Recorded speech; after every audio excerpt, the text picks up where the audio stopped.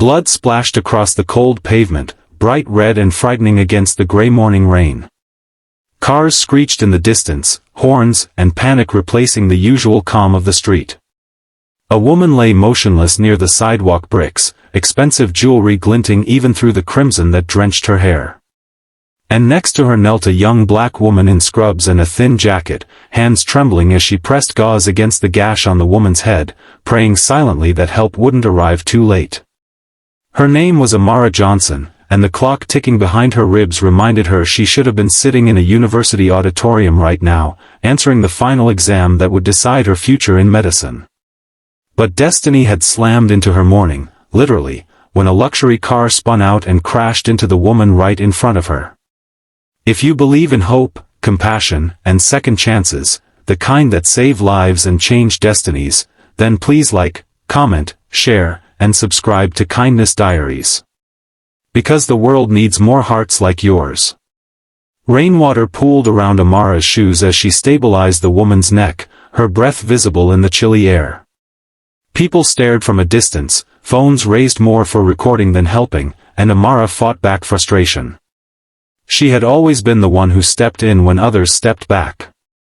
Losing her mother at 14 had reshaped her worldview. Life was fragile, unpredictable, and you never knew when kindness might be the thing that saves someone's tomorrow. This was why she had poured every drop of her being into medical school. Despite working nights at a coffee shop and weekends assisting at care homes. Despite walking exhausted into lectures, barely able to afford textbooks. Despite professors saying only the privileged survived the pressure. But today, she was risking everything she had sacrificed for. Missing this one exam could mean automatic failure. No doctor's coat.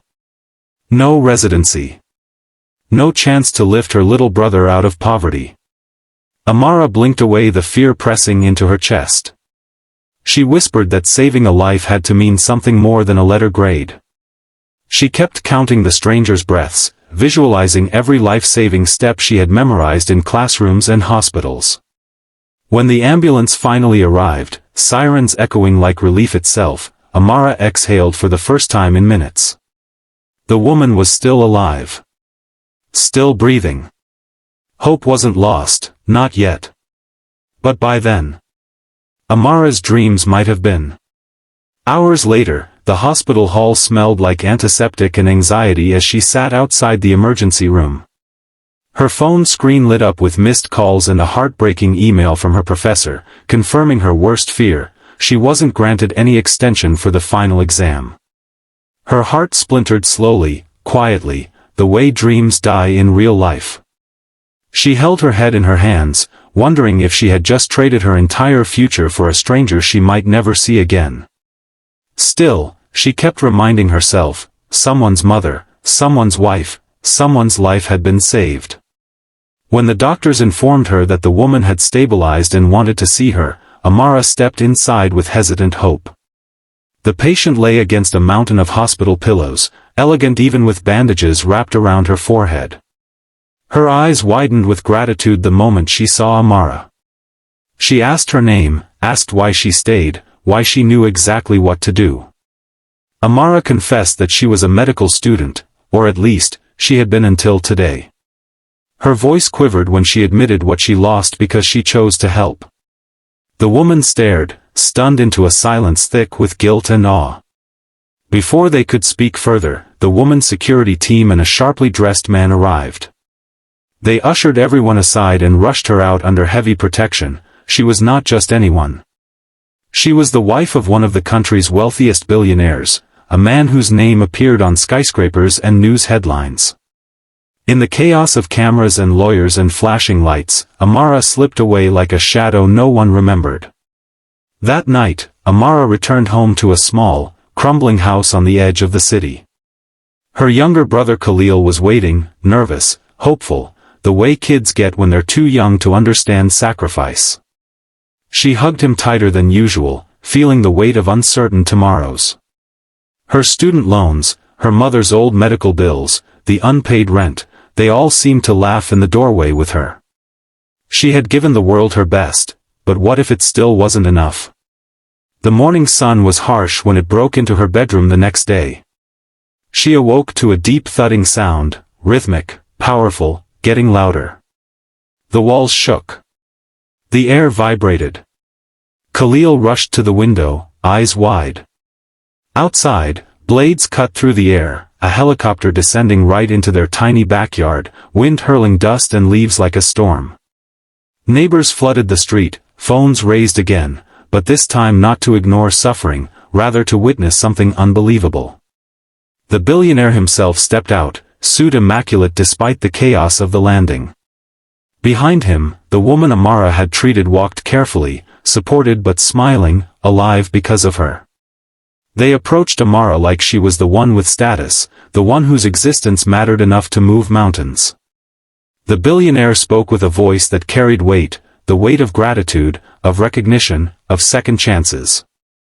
He told her that a life as precious as his wife's could never be repaid, but he could try.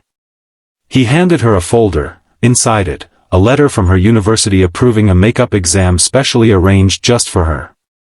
Beneath it, another document stamped and signed, a full scholarship for the rest of her medical education. Tuition, books, housing, everything covered. And as if fate needed to underline the moment, a third paper offered her a position in a prestigious medical internship program once she graduated. Amara covered her mouth, emotion surging through her, disbelief, relief, gratitude, joy all storming her heart at once. Khalil latched onto her leg, cheering in a voice that cracked with pride. The billionaire's wife embraced her gently, whispering that kindness like hers saves the world. The helicopter's blade started to spin again, preparing to lift away, but the billionaire paused, looking back at Amara with a soft smile, the kind that silently says, "You changed everything." If this story touched your heart, if compassion still feels like magic in this world, please support the Kindness Diaries with your love. Before you read the final part, please tell us in the comments, would you also risk everything to help a stranger? Amara stood in the yard long after the helicopter disappeared into the sky, her scrubs still wrinkled, her hair still messy, and yet, she felt transformed. Her sacrifice had not crushed her dreams, it had magnified them. She realized destiny rewards those who choose humanity over self-gain, even when no one is watching. Today she had proof that one act of pure kindness can return like a miracle, unexpected, overwhelming, and life-changing. She wiped away tears as Khalil slipped his small hand into hers. They both looked up at the morning sky, no longer afraid of the future. Amara smiled through trembling lips, whispering a promise to the universe. She would become the kind of doctor who saved lives not for rewards, not for recognition, but because someone once gave her tomorrow when she thought hers was gone.